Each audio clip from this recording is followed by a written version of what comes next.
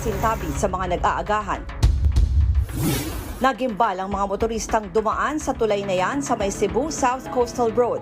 Sa gitna kasi ng kalsada, isang bangkay ng babae na nahati ang naiwang nakahandusay. Nagkalat pa ang dugo ng babae sa kalsada.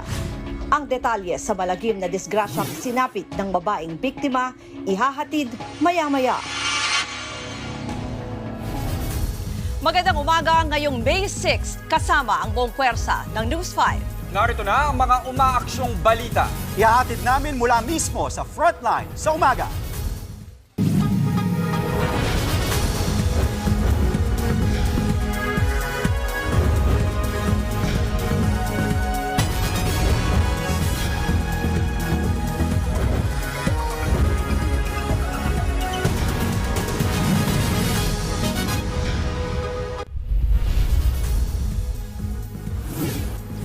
Magallanes flyover sa Makati sasailalim na sa rehabilitasyon ngayong buwan. Pati Guadalupe Bridge aayusin na rin. Sa gitna ng matinding init, sunog sumiklab sa paanan ng Bulkang Mayon sa Albay.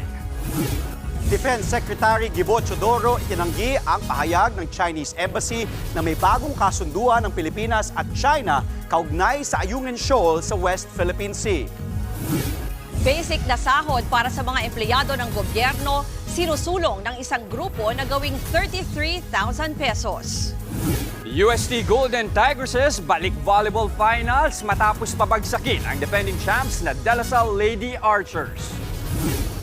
At tunghaya ng viral rider na pag nag-deliver ng order ay palaging kasama ang kanyang itik. Mariing itinanggi ng Department